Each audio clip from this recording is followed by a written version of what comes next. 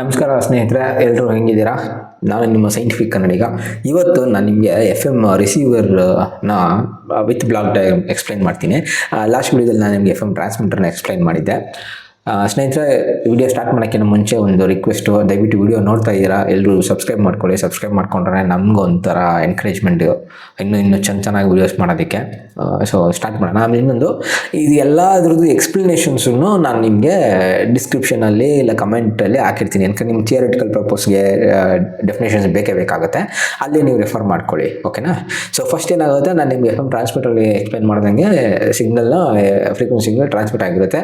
ಅದನ್ನು ಇದು antenna receive ಮಾಡ್ಕೊಳ್ಳುತ್ತೆ. Antenna receive ಮಾಡ್ಕೊಂಡಿದ್ದ ತಕ್ಷಣ ನಿಮಗೆ ಇಲ್ಲೊಂದು RF ಆ್ಯಂಪ್ಲಿಫೈಯರ್ ಬರುತ್ತೆ. ಈಗ ಏರಲ್ಲಿ ಟ್ರಾನ್ಸ್ಮಿಟ್ ಆಗಿದ್ದು ಸಿಗ್ನಲ್ಲು ಅಲ್ಲಿ ಸ್ವಲ್ಪ ವೀಕ್ ಆಗಿರುತ್ತೆ. ಸಿಗ್ನಲ್ಲು ಹೈ ಫ್ರೀಕ್ವೆನ್ಸಿ ಸಿಗ್ನಲ್ಲು ಏನು ಅದು ಕಳಿಸಿರೋ ಥರನೇ ಬಂದ್ಬಿಟ್ಟಿರಲ್ಲ, ಒಂದು ಸ್ವಲ್ಪ ವೀಕ್ ಆಗಿರುತ್ತೆ.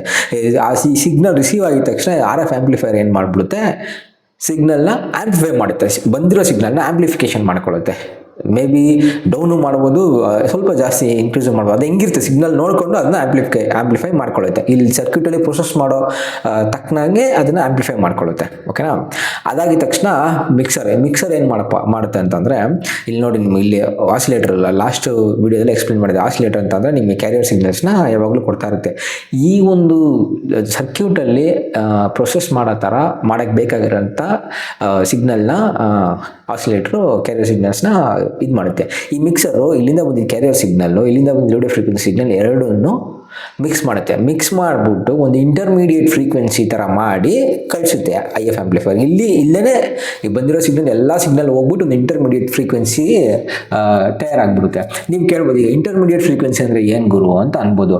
ಸೊ ಇಲ್ಲಿ ಬಂದಿರೋ ಹೈ ಫ್ರೀಕ್ವೆನ್ಸಿ ಸಿಗ್ನಲ್ನ ಲೋಯರ್ ಫ್ರೀಕ್ವೆನ್ಸಿ ಅಂದರೆ ಮಿಡ್ ಫ್ರೀಕ್ವೆನ್ಸಿಗೆ ಕನ್ವರ್ಟ್ ಮಾಡುತ್ತೆ. ಇದು ಮಿಕ್ಸರ್ ಕನ್ವರ್ಟ್ ಮಾಡಿ ಏನಾಗುತ್ತೆ ಅಂದರೆ, ಇದು ಒರಿಜಿನಲ್ ಬಂದಿರೋ ರೇಡಿಯೋ ಫ್ರೀಕ್ವೆನ್ಸಿನೂ ಅಲ್ಲ, ತೀರಾ ಕೆಳಗಡೆನೂ ಅಲ್ಲ, ಮಧ್ಯದಲ್ಲಿ ಒಂದು ಫ್ರೀಕ್ವೆನ್ಸಿಗೆ ಈ ಸರ್ಕ್ಯೂಟಲ್ಲಿ ಪ್ರೊಸೆಸ್ ಮಾಡೋ ಥರ ಒಂದು ಮಧ್ಯದಲ್ಲಿ ಒಂದು ಫ್ರೀಕ್ವೆನ್ಸಿ ಕ್ರಿಯೇಟ್ ಮಾಡುತ್ತೆ. ಅದೇನೇ ಇಂಟರ್ಮೀಡಿಯೇಟ್ ಫ್ರೀಕ್ವೆನ್ಸಿ. ಆ ಕ್ರಿಯೇಟ್ ಆಗಿದ್ದು ಫ್ರೀಕ್ವೆನ್ಸಿನ ಈ IF ಆ್ಯಂಪ್ಲಿಫೈಯರ್ ಆ್ಯಂಪ್ಲಿಫೈ ಮಾಡುತ್ತೆ. ಓಕೆನಾ? ಆ್ಯಂಪ್ಲಿಫೈ ಮಾಡಿಬಿಟ್ಟು ಲಿಮಿಟರ್ ಕಳಿಸುತ್ತೆ.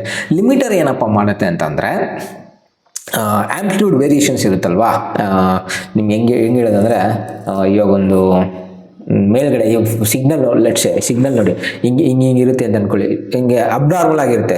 ಒಂದು ಕಾನ್ಸ್ಟೆಂಟ್ ಸಿಗ್ನಲ್ಲು, ಸಖತ್ತಾಗಿರೋ ಸಿಗ್ನಲ್ ಇರಲ್ಲ, ಅಷ್ಟು ದೂರದಿಂದ ಬಂದಿರುತ್ತೆ. ಮತ್ತು ಇಲ್ಲೆಲ್ಲ ಆ್ಯಂಪ್ಲಿಫೈ ಆಗಿರೋ ಸಿಗ್ನಲ್ಗಳು ಎಲ್ಲ ಸೇರಿಕೊಂಡು ಏನೋ ಗಜಿಬಿಜಿ ಆಗಿರುತ್ತೆ.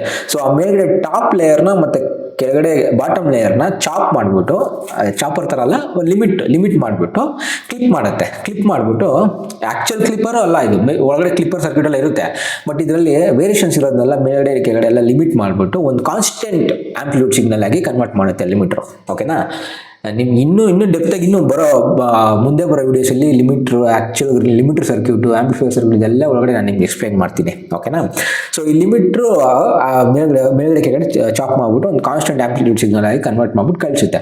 ಇದೆಲ್ಲ ನಡೆಯೋ ಗ್ಯಾಪಲ್ಲಿ ಇಲ್ಲಿಂದ ಒಂದು ಫೀಡ್ಬ್ಯಾಕ್ ಹೋಗ್ತಾ ಇರುತ್ತೆ ಆಟೋಮೆಟಿಕ್ ಗೈನ್ ಕಂಟ್ರೋಲಿಂದ.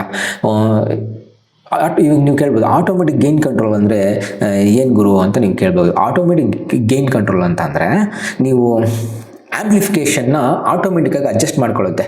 ಆಯಿತಾ?